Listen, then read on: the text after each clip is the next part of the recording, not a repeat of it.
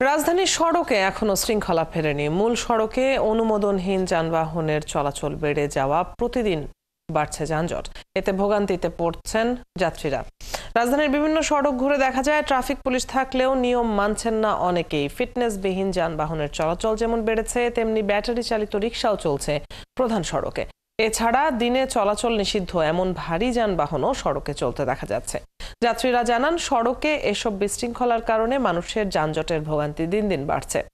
ছাত্র জনতার আন্দোলনে গেল 5 আগস্ট আওয়ামী লীগ সরকারের পতনের পর দায়িত্ব পালন থেকে বিরত ছিল ট্রাফিক পুলিশ। সে সময় শিক্ষার্থীরা সড়কে ট্রাফিক নিয়ন্ত্রণের কাজ করে। পরে অন্তর্বর্তী সরকার দায়িত্ব নেয়ার পর কাজে ফেরে ট্রাফিক পুলিশ। রাজধানীর সড়ক পরিস্থিতির আরো খবর নিয়ে আমাদের সাথে যুক্ত হচ্ছেন সহকর্মী নজরুল ইসলাম। নজরুল, আপনি এখন যে এলাকায় আছেন সেখানকার সড়ক পরিস্থিতি কেমন দেখছেন?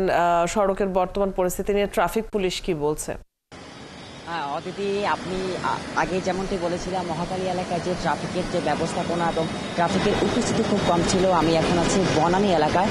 বনানী এলাকার এক পাশ রাস্তা খুব ফাঁকা এবং এক পাশ খুবই যানজটের, তীব্র যানজট। কারণ তারা এখানকার লোকজনরা বলছে যে দীর্ঘ সময় পরে সিগন্যাল ছাড়ার কারণে আসলে মূলত এই যানজট।